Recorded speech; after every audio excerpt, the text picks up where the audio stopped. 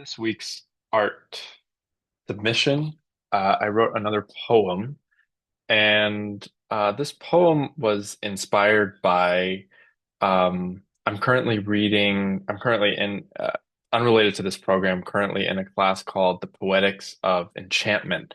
And we're reading all sorts of text from Plato's Cave. We read John's Gospel.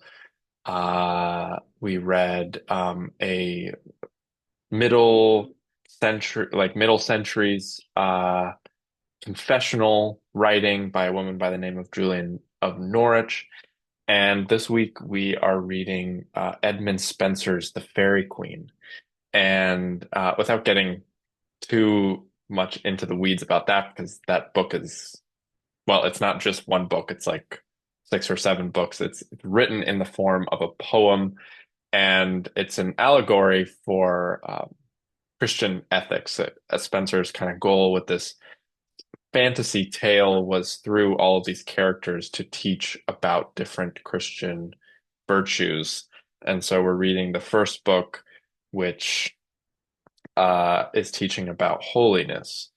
And I came across this section in the text, which I won't read, but this section was inspired by a section from Matthew, which I will read. And the chapter subheading for these three verses is called The Wise and the Foolish Builders. So I'll read this and then I'll read the poem. I'll share my screen. It's a little bit of a longer poem, so it'll be easier for you to be able to see the text and follow along, and then I'll comment about how this connects to um, this period of young adulthood and my life particularly. Um, so the wise and foolish builders, Matthew 7, verses 24 through 27. Therefore, everyone who hears these words of mine and puts them into practice is like a wise man who built his house on the rock. The rain came down, the streams rose, and the winds blew and beat against that house. Yet it did not fall, because it had the foundation on the rock.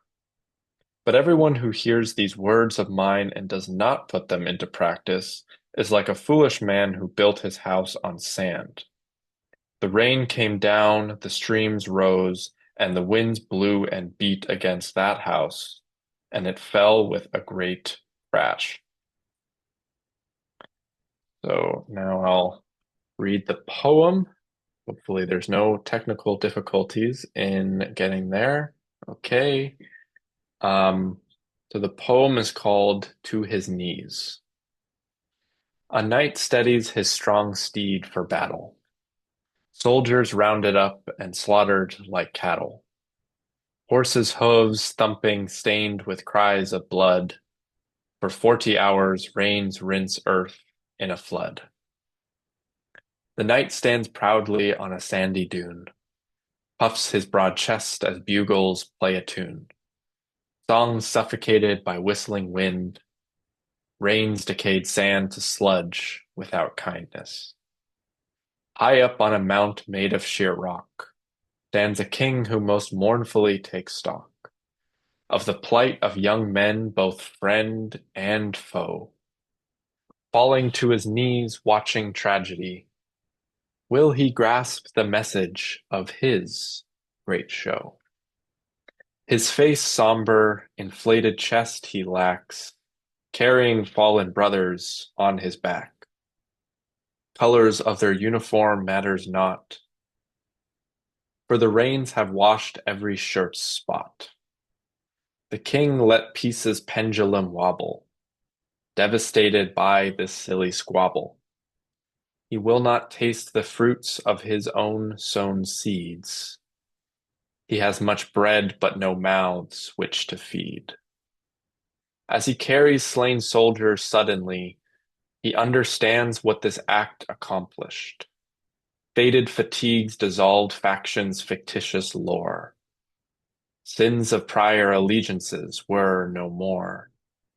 Each son was mourned on the depths of their core. The king submerges his head in a puddle, the water a muddied maroon with blood. The king's thinking is no longer muddled, galloping gallantly to escape the flood.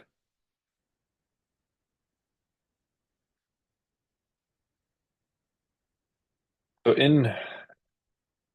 in life, and I think this especially comes to a fore in young adulthood when there's this period of differentiation, whether it be marked by a rite of passage like going to college, like a walkabout if you're an Australian Aboriginal, um, any any moment in time where you are removed from the context by which you um, existed in throughout your childhood and are given the opportunity to think freely, to decide uh, what it is in this life that you want to move towards, what it is that you want to value.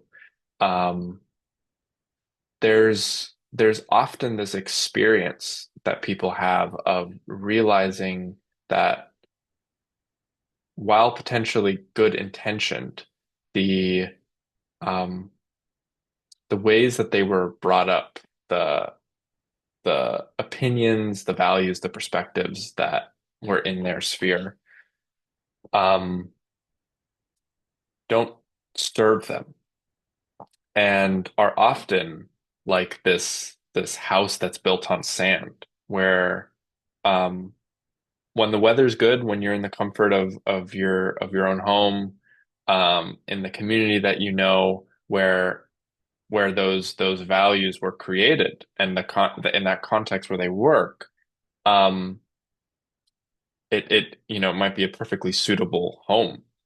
But like once you go out into the world, and it often doesn't necessarily have to come by like geographically moving.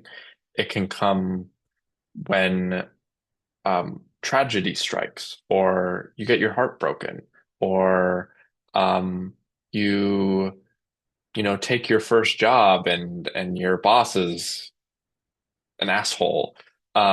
Any disruptive event that causes you causes one to have to rely on kind of the first principles of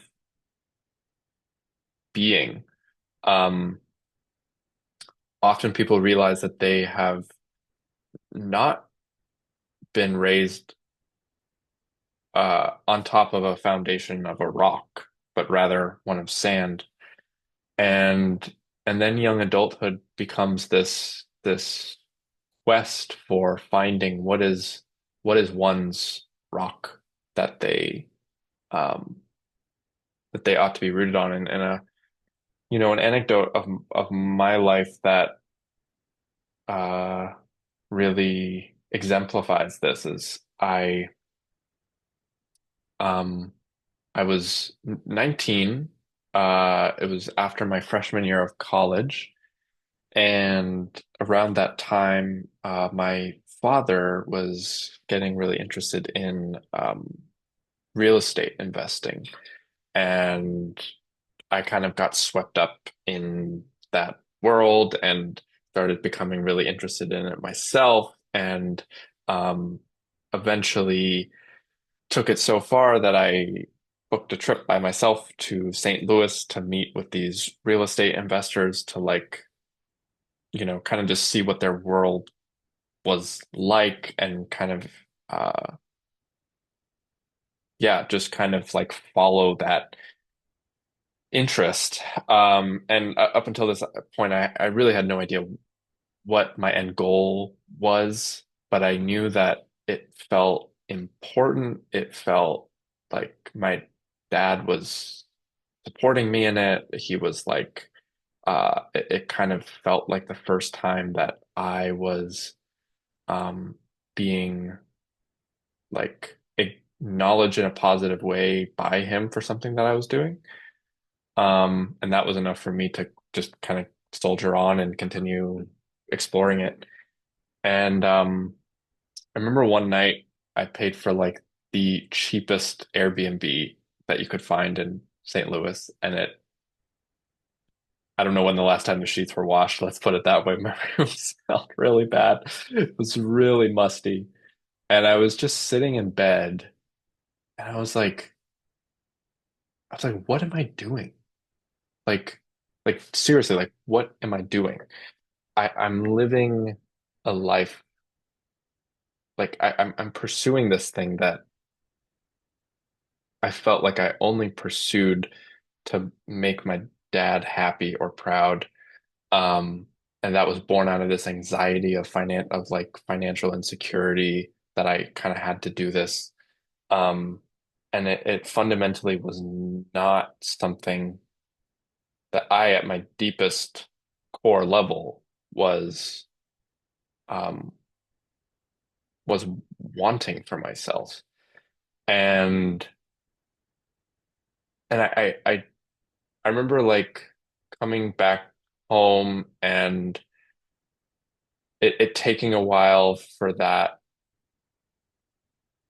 like recognition that I had, the opening to the kind of falsehood of my life, to really culminate in like actionable steps away from that and many more years before I really realized actually what I was moving towards. I kind of had to move away from what I didn't want before I could really know what it was that I did want to move towards. Um,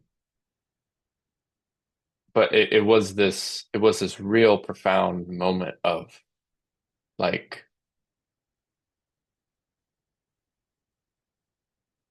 giving, first of all, giving myself permission to think about what it is that I truly wanted, separate from what my dad or parents or anybody else was expecting of me or strongly advocating for me. Um, to make that move was very new for me and very new for a lot of young adults. And that has really, I look at that as the first moment that really catalyzed and snowballed a life that I now lead where I have to continuously connect with like my deepest core self. And that doesn't mean that I'm like always thinking about myself and what I want and like don't have any conception of sacrifice and doing things for others and like doing things that I don't want to. Of course not. Um, but it did kind of feel like this like red pill moment of like, oh, I'm now awake as a person who can actually separate from external influence, think about and decide, and really critically intentionally move towards things that I want to move towards. Um, and I th that is kind of a hallmark of young adulthood is the differentiation process, the individuation process. As you know, people like Carl Rogers, Carl Jung, um, family systems folks talk about. And um,